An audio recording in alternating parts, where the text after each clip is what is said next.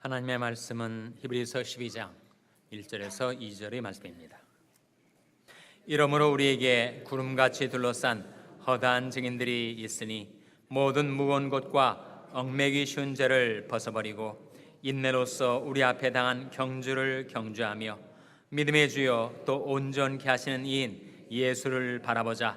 저는 그 앞에 있는 즐거움을 위하여 십자가를 참으사 부끄러움을 개의치 아니하시더니 하나님 보좌 우편에 앉으셨느니라. 아멘. 할렐루야. 서로에게 평강의 복을 기원하는 마음으로 샬롬 인사 나누시기 바랍니다. 샬롬. 샬롬. 우리가 살아가는 현대 사회, 한국 사회도 그렇고 미국 사회도 그렇고 날로 흉포해지고 비루해져 가고 있습니다. 폭력적인 사회, 음란한 사회가 되어가고 있습니다. 원인이 무엇인가 두 가지를 생각해 볼 수 있는데 먹는 것과 보는 것이라고 할 수가 있습니다. 사람은 먹는 것에 영향을 받죠. 워낙 붉은 짐승고기 또 인스턴트 식품 이런 것을 먹다 보니까 사람들이 기질이 아주 충동적이 되고 격정적이 되어가고 있어서 아주 폭력적이 된다는 거죠. 또 영화나 인터넷에 너무 음란물들이 많이 나돌아서 사람들이 비루해져 가고 있다는 거예요. 먹는 것은 우리 육신에 영향을 끼칩니다. 보는 것은 우리 영혼에 영향을 끼치죠. 우리가 무엇을 바라보며 살아가는가 하는 것은 정말로 중요합니다. 그래서 하나님께서 예레미야에게 내가 무엇을 보느냐 이렇게 물으셨어요. 사람은 자기가 보는 것에 영향을 받고 보는 것에 끌려 살게 돼 있습니다. 비전이란 말, 비전이 바로 바라보는 것을 가리킵니다. 잠언이 19장 18절 말씀에 묵시가 없으면 백성이 방자히 행한다 그런 말씀이 나오는데 영어 킹 제임스 버전은 번역하기를 비전이 없으면 백성이 망한다 그렇게 번역을 하고 있어요. 그러니까 하나님이 우리에게 보여주신 것, 하나님이 계시로 우리에게 나타내 보여주신 것을 바라보며 살지 못하면 우리는 방자히 행하기가 쉽고 그 결과 망하게 된다 하는 거죠.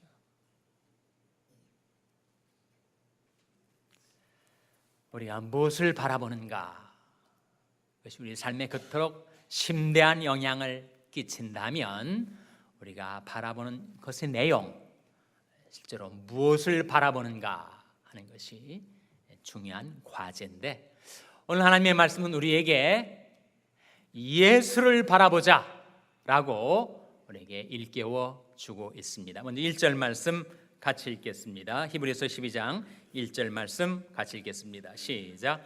이러므로 우리에게 구름같이 둘러싼 허다한 증인들이 있으니 모든 무거운 것과 얽매기 쉬운 죄를 벗어버리고 인내로써 우리 앞에 당한 경주를 경주하며 이러므로 우리에게 구름같이 둘러싼 허다한 증인들이 있다. 여러분 마라톤을 할 때 42.19km 마일로 하자면 26마일을 달리고 마지막 골라인을 향해서 스타디움에 들어선 최종 경주자들을 수만 명의 스타디움의 관중들이 다 내려다보고 있지 않습니까? 그러한 것처럼 우리 역시 지금 우리가 달려가고 있는 이 믿음의 경주 그 모습을 수많은 증인들이 구름같이 둘러싼 허다한 증인들이 우리를 내려다보고 있다 하는 거죠. 아브라함, 모세, 이사야, 예레미야, 에스겔 구약의 인물들뿐만 아니라 신약에 들어와서 시몬 베드로, 요한, 바울, 디모데 뿐만 아니라 2000년의 교회사 속에서 수많은 증인들이 우리 앞서 신앙의 삶을 살아간 후에 우리가 지금 이 세상에서 살아가고 있는 신앙의 삶을 내려다보고 있다는 거예요. 불과 얼마 전에 돌아가신 우리 부모님, 자기 남편, 앞서간 자기 아내, 자기 사랑하는 가족들 역시 하늘에서 내가 지금 이 땅에 남아 살아가고 있는 신앙의 경주의 모습을 내려다보고 있다는 것입니다. 이러므로 우리의 구름같이 둘러싼 허다한 증인들이 있으니 모든 무거운 것과 얽매기 쉬운 죄를 벗어버리라. 무거운 것이 뭐예요? 사람은 누구나 무거운 짐을 지고 살아갑니다. 근심의 짐, 걱정의 짐, 염려의 짐, 두려움의 짐, 온갖 짐들을 지고 그 짐에 때로는 치이고 눌리고 허덕이며 기진맥진 피곤한 인생을 살아가고 있다는 거예요. 그러나 우리들에게 하나님이 이르시는 말씀이 무엇입니까? 내 짐을 여호와께 맡겨버리라. 그 뜻은 네 짐을 네 홀로 지고 가지 말고 내게 던져버리라, 그런 뜻입니다. 내 짐을 여호와께 맡겨버리라. 너를 붙드시고 은혜의 요동함을 영영히 허락지 아니하시리로다. 그렇게 말씀을 하세요. 무거운 짐을 지고 마음속에 온갖 근심, 걱정, 온갖 번뇌와 고민, 상념들을 지니고 살아가면 그것이 내 안에 있었던 힘들을 다 빠져나가게 만듭니다. 영력도 지력도 체력도 다 노출이 돼서 나중에 그 힘들이 다 고갈이 되니까 그야말로 피곤한 인생을 살아가게 된다는 거예요. 그렇게 살지 말라. 내 짐을 여호와께 맡겨버리라. 하나님이 우리에게 그렇게 말씀하시는 이유는 하나님이 우리 짐을 대신 져주려 하시기 때문에, 날마다 우리 짐을 지시는 주, 곧 우리 구원이신 하나님을 찬송할지로다 라고 말씀하고 있죠. 너희 염려를 다 주께 맡겨버리라. 이는 저가 너희를 권고하심이니라. 권고의 의미는 돌아보심이니라. 우리 모든 형편과 사정, 내가 무슨 무거운 짐을 지고 허덕이며 눌리며 괴로워하며 살아가고 있는지를 다 아시는 하나님께 다 맡겨라. 모든 무거운 짐과 얽매이기 쉬운 죄, 여러분 죄의 특성이 있습니다. 죄의 특성은 얽매이기가 쉽습니다. 이런 사소한 것쯤이야 괜찮겠지, 또 내가 이 죄를 범한다 해도 나중에 자백하면 되지 않겠는가, 그렇게 심상하게 아무것도 아닌 것으로, 그리고 언제든지 내가 마음만 바꾸면 쉽사리 해결될 수 있을 것처럼 생각했었던 죄의 문제를 내가 한번 받아들이면 그 죄가 나를 사로잡아 가지고 내가 원치 않는 죄악의 구렁텅이에 나를 끌고 다니는 그런 특성이 죄에 있다는 거예요. 죄는 항상 은근합니다. 교묘합니다. 간교합니다. 마귀가 워낙 간악한 존재이기 때문에 우리를 유혹하고 시험에 들게 할 때 항상 그렇게 자유와 아름다움을 약속해 놓고서는 나중에는 도저히 거기서 헤어나올 수 없는 속박과 추악함 속에 우리를 끌고 간다는 거예요. 그러니까 모든 얽매기 쉬운 죄를 벗어버리라. 그 죄에 상관치 말라. 자기를 지켜 새 속에 물들지 말라. 이 세상 속에 나의 영혼, 나의 마음, 나의 인격을 더럽히는 죄악들, 부정한 것들을 만지지 말라. 그렇게 하나님 말씀은 우리에게 이루고 계시죠. 그래서 모든 무거운 것과 얽매기 쉬운 죄를 벗어버리고 인내로서 우리 앞에 당한 경주를 경주하며, 인내, 헬라 원문의 히포모네, 그 뜻은 아래 머물다. 어디 아래 머문다 이겠습니까? 바로 주님의 멍에 아래 머무는 것. 사실 우리가 멍에가 없었던 존재가 아니었죠. 우리 멍에가 있었습니다. 무시무시한 멍에, 죄의 멍에가 있었어요. 무거운 짐에 눌리고 치여 살아왔던 우리들 아니었습니까? 그런 우리들을 주님께서 은혜로 불러주시지 않았습니까? 수고하고 무거운 짐진 자들아 다 내게로 오라. 내가 너희를 쉬게 하리라. 나는 마음이 온유하고 겸손하니 나의 멍에를 메고 내게 배우라. 그러면 너희 마음이 쉼을 얻으리니 이는 내 멍에는 쉽고 내 짐은 가벼움이라 하시니라.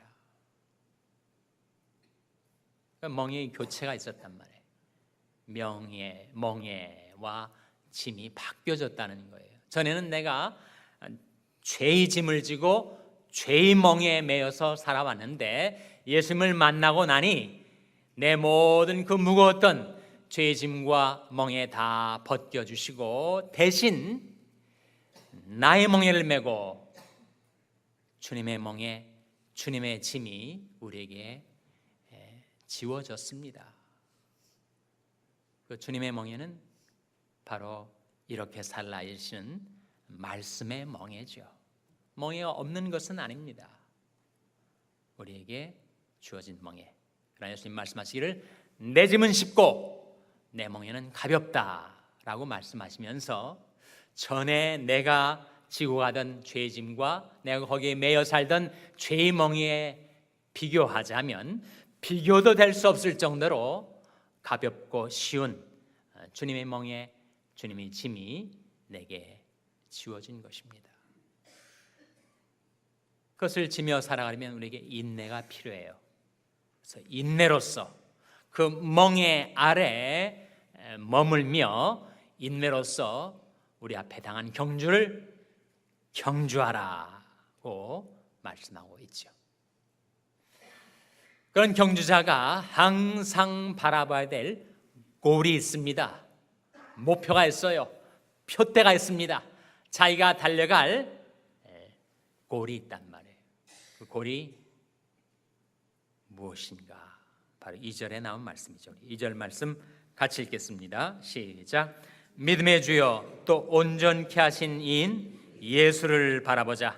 저는 그 앞에 있는 즐거움을 위하여 십자가를 참으사 부끄러움을 개치 아니하시더니 하나님 보좌 우편에 앉으셨느니라. 우리가 항상 바라봐야 될 골이 무엇입니까? 예수를 바라보자. 그 예수는 믿음의 주여 또 온전케 하시는 이라는 거예요. 그 의미가 무엇입니까? 여러분, 역사 속에, 인류 역사, 구원사, 셀베이션 히스토리 속에 믿음이라는 것을 처음 도입하신 분이 바로 예수님이십니다. 그리고 그 믿음을 유지시키고 존속시키고 마침내 완성에 이르게 하실 분도 주님이시죠. 그래서 영어 성경은 번역하기를 The Pioneer and the Perfecter라고 번역을 합니다. 믿음의 선구자, 믿음의 개척자이시면서 동시에 믿음의 완성자이신 예수를 바라보자. 구원사뿐만 아니라 우리 각 사람의 인생 가운데서도 처음 믿음을 도입해 주신 분이 예수님이시죠. 황량했던, 삭막했던 불모의 땅, 내 인생 길에 주님께서 믿음을 심어주시고 믿음을 개척해 주시고 믿음을 출발시켜 주셔서 내가 믿음 갖고 살아가게 된 내 인생에 나의 동반자인 이 믿음, 그 믿음을 주님께서 밤낮 간수하시고 양육하시고 길러주시고, 혹시 그 믿음이 타격을 받을까 봐 방패가 돼서 지켜주시고, 그 믿음이 계속 성장할 수 있도록 병들지 않고 건강하게 성숙되어 가도록 밤낮 양육하시는 분이 누구신가? 예수님이시죠. 모든 사람에게 구원을 주시는 하나님의 은혜가 나타나 우리를 양육하시되 하신 말씀처럼, 주님은 내 안에 심어주신 나의 믿음이 상하지 않도록, 변질되지 않도록, 타락되지 않도록, 그 믿음이 꺾이지 않도록 그 믿음을 양육하고 계십니다. 그리고 마침내 완성에 이르도록 나의 믿음을 돌보시고 인도해 주신다. 그런 뜻 아닙니까? 믿음의 주여 또 온전케 하시는 이인 예수, 즉 믿음의 개척자시요 완성자이신 예수, 그 예수를 바라보자. 저는 그 앞에 있는 즐거움을 위하여 십자가를 참으사 부끄러움을 개치 아니하셨다. 그 뜻은 예수님도 우리와 같은 연약한 인간이 몸을 입고 사셨으니 그 십자가 얼마나 고통스럽고 쓰리고 아프셨겠는가. 그리고 십자가를 칠 때 육체적인 고통만이 아니라 얼마나 큰 정신적인 고통을 주님은 감내내셔야겠는가. 사람들이 예수님께 온갖 욕설과 저주를 퍼부어댔습니다. 온갖 죄목들을 누명으로 뒤집어 씌우고 그야말로 도저히 참지 못할 모욕을, 수치를 주님에게 퍼부어댔어요. 근데 어떻게 그 십자가를 참으실 수 있었다고요? 저는 그 앞에 있는 즐거움을 위하여 십자가를 참으사. 주님은 항상 바라보시는 비전이 있었습니다. 바라보시는 소망이 있었어요. 소망이란 말 자체가 바라보는 바가 아닙니까? 주님은 그 앞에 있는 즐거움을 바라보시면서 현재의 십자가를 참아내셨다. 그럼 주님이 바라보신 그 앞에 있는 즐거움이 뭘까요? 그 앞에 있는 즐거움이 무엇입니까? 내가 이 십자가를 지면 하나님 아버지께서 내게 부활의 영광을 주실 것이다. 그 앞에 있는 즐거움이죠. 내가 사랑하기 때문에 그들을 위하여 참고 있는 이 고통의 십자가를 지면 많은 하나님의 자녀들이 구원의 영광에 이르게 될 것이라는 그 앞에 있는 즐거움을 바라보셨던 거죠. 사람이 자기가 바라보는 바가 있으면 아무리 현재가 힘들어도 견딜 수 있습니다. 그러나 앞에 바라보는 희망이 없으면 아주 사소한 어려움에도 그 인생이 꺾여지죠. 예수님처럼 자기가 바라보는 그 앞에 있는 비전이 있으면, 소망이 있으면, 그 앞에 있는 즐거움이 있으면 현재의 고통을 우리는 견뎌낼 수가 있습니다. 예수님이 그걸 하셨다는 거예요. 그 앞에 있는 즐거움을 위하여 십자가를 참으사 부끄러움을 어떻게 하셨다고요? 부끄러움을 개의치 아니하셨다. 그 뜻은 despise shame, 부끄러움을 무시하셨다, 멸시하셨다. 참 사람은 연약해가지고 살다 보면 자기에 대해서 이런저런 말이 들릴 때 아무것도 아닌 말에 상처를 받고 그 심령이 꺾이고 괴로움을 당해요. 나중에 세월이 흘러서 뒤돌아보면 내가 왜 그런 아무것도 아닌 것에 그렇게 속을 썩었나 싶을 정도로 아무것도 아닌 것 같지만 그 당시에는 너무너무 그 한마디 말로 인해서 마음 상하고 괴롭고 고통을 겪을 수가 있습니다. 그런 것에 비교하면 예수님이 받았던 그 모욕, 그 수치는 얼마나 견딜 수가 없는 것이었겠습니까? 근데 어떻게 이것을 다 극복하셨는가? 그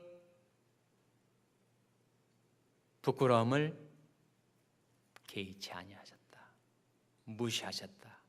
내가 하나님의 영광을 위하여, 하나님의 뜻을 위하여 가는 길에 내가 당하는 이런 수치들은 내가 개의치 않는다. 상관치 않는다.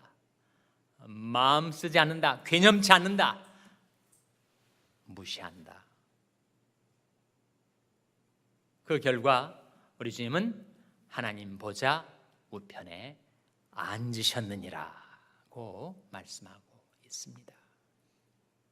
주님께서 우리들 앞서 그렇게 사셨기 때문에 우리들을 향하여 말씀하시는 거죠. 믿음이 주여 또 온전케 하시는 이인 예수를 바라보자. 예수를 바라보며 살아가는 사람의 삶 속에 나타나는 세 가지 축복이 있습니다. 첫째는 이사야 45장 22절 말씀에 땅 끝의 모든 백성아 나를 앙망하라. 그리하면 구원을 얻으리라. 하나님을 앙망하며 살아가는 자, 예수님을 바라보고 살아가는 자에게는 하나님의 구원이 임하게 된다. 거기에 놀라운 성경의 진리가 들어있음을 여러분 간파하십니까? 나를 앙망하라. 그러면 구원을 얻으리라. 그 짧은 말씀 속에 심오한 진리가 들어있는데 우리가 구원을 받게 되는 것은 하나님의 은혜로 되는 것이다. 우리 편에서의 어떤 구원을 받을 만한 행위나 공로가 있어서가 아니라 나는 다만 주님을 바라본 것뿐인데 그 믿음의 시선을 통하여 하나님의 구원이 우리에게 임하게 하시는 그 하나님의 구원은 정말 은혜의 구원이구나 깨닫게 해주는 거예요. 부자만 예수님을 바라볼 수 있는 것 아니지요. 가난한 사람도 예수님 바라볼 수가 있습니다.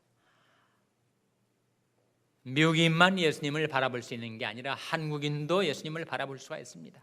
건강한 사람만 예수님을 바라볼 수 있는 것이 아니라 병들어 병상에 매여 오도 가도 못하게 그렇게 질병으로 괴로움을 겪는 사람도 주님을 위해서 대단한 선행과 전도는 못한다 할지라도 주님을 바라보는 것은 할 수가 있어요. 누구나 예수를 바라볼 수 있어요. 그 자에게 하나님의 구원이 임하게 하신 것은 바로 우리 구원은 은혜로 된다라는 진리를 보여주는 거죠. 나를 앙망하라. 그러면 구원을 얻으리라 하는 그 말씀의 신약적인 표현은 사도행전 16장 31절에 주 예수를 믿으라. 그리하면 구원을 얻으리라. 건강한 사람만 예수 믿는 거 아니지 않습니까? 오히려 병든 사람이 더 가난한 심령으로 예수님을 구하고 찾아 예수님을 만나게 되는 거 아니에요? 그러니 우리 구원은 전적인 하나님의 은혜다. 우리 편에서 어떤 구원의 근거나 이유가 있는 것이 아니었고 다만 우리는 하나님을 앙망한 것뿐인데 예수님을 바라본 것뿐인데 하나님께서 나를 구원해 주셨다. 두 번째, 하나님을 앙망하고 예수님을 바라보며 살아가는 자에게 임하는 축복, 그것은 바로 새 힘을 부어주신다 하는 거죠. 이사야 40장 31절 말씀에 오직 여호와를 앙망하는 자는 새 힘을 얻으리니 독수리 날개치며 올라감 같을 것이요 다른 박질하여도 곤비치 아니하겠고 걸어가도 피곤치 아니하리로다. 사람이 아무리 푹신푹신한 침대에 사지팔다리 쭉 뻗고 편하게 누워 있어도 그래서 몸은 움직이지 않고 휴식을 취하려 해도 마음이 계속 움직이고 있으니 내 마음에 온갖 상념과 번민들이 내 마음을 계속 움직여 놓고 있으니 사람이 안식을 못하는 거죠. 안식을 못하니까 잃었던 힘을 회복을 못하는 것입니다. 오직 여호와를 앙망하는 자는 샘을 얻는다. 우리가 어떻게 샘을 얻는다고요? 하나님을 앙망할 때 하나님을 바라보는 그 믿음의 시선을 통하여 하나님께로부터 우리에게 새 힘이 전달된다 라고 하는 뜻이죠. 여호와여 내 발이 미끄러진다 말할 때 주의 인자심이 나를 붙드셨사오며 내 속에 생각이 많을 때 주의 위안이 내 영혼을 즐겁게 하시나이다. 하나님을 앙망하며 살아가는 자에게는 하나님께서 그 심령에도 그 육신에도 새 힘을 불어넣어 주십니다. 셋째로 하나님을 앙망하며 예수님을 바라보며 살아가는 자에게 임하는 축복, 그것은 바로 만족입니다. 시편 17편 15절 말씀에 나는 의로운 중에 주의 얼굴을 보리니 깰 때 주의 형상으로 만족하리이다. 왜 사람들이 유혹을 받는가? 왜 시험을 당하는가? 그 마음의 허전함, 공허함 속에 뭔가 만족을 찾아 세상 낙을 구하고 죄에 대한 미련을 떨치 못한 채 방황하다가 유혹을 당하고 시험에 들게 된다는 거죠. 여러분, 그러나 세상에 아무리 아름답고 현란하고 고혹적인 것들을 다 갖다 놓아도 우리 마음은 만족함을 알지 못합니다. 우리 눈은 만족을 몰라요. 잠언 27장 20절 말씀에 눈은 보아도 만족함이 없다 하신 말씀대로입니다. 사람의 마음을 만족해 할 수 있는 유일한 것, 나는 의로운 중에 주의 얼굴을 보리니 깰 때 주의 형상으로 만족하리이다. 우리가 살고 있는 세상이 워낙 죄 많고 음란한 세대가 되기 때문에 우리가 자칫 시선을 잘못 두면 온갖 세상의 지저분한 것들이 들어오게 됩니다. 비루함이 인생 중에 높아지는 때 악인이 첫째 횡행하는도다. 그래서 우리가 기도해야 되죠. 하나님, 내 눈을 돌이켜 허탄한 것을 보지 말게 하시고 오직 주의도에 나를 소성케 하소서. 내 마음에 다짐을 해야 됩니다. 하나님, 내가 비루한 것을 내 눈앞에 두지 않겠습니다. 나다나엘 호선의 큰 바위 얼굴의 주인공인 어네스트, 과연 그 동네 큰 바위에 새겨진 그 얼굴의 주인공이 언제 나타날까를 기다리며 살아왔던 어네스트가 계속 그 큰 바위 얼굴을 사모하며 갈망하며 바라보며 살아가다 보니까 다른 사람이 아닌 자기도 모르게 그 얼굴을 닮은 주인공이 된 것을 깨닫게 된 것처럼, 고린도서 3장 17절 18절 말씀에 주는 영이시니 주의 영이 계신 곳에는 자유함이 있느니라. 우리가 다 수원을 벗은 얼굴로 거울을 보는 것 같이 주의 영광을 보매 저와 같은 형상으로 하여 영광으로 영광에 이르니 곧 주의 영으로 말미암음이니라. 우리가 예수님을 바라보며 살아갈 때, 예수님을 사모하며 예수님을 갈망하며 예수님을 바라보며 살아갈 때 성령께서 오셔서 내 마음에 변화를 일으켜 주시고 내 인격에 변화를 일으켜 주셔서 예수님을 닮은 자로 살아갈 수 있도록 도우신다 하는 거죠. 사순절을 지나면서 과연 나는 무엇을 바라보며 살아가려 하는가? 믿음의 주여, 또 온전케 하시는 이인 예수를 바라보며 살아가는 여러분의 삶 속에 하나님이 약속하신 구원과 샘과 만족을 주시고 예수님을 닮아 변화되어가는 사순절 은혜 기간이 되시기를 주님의 이름으로 축원합니다. 기도하시겠습니다.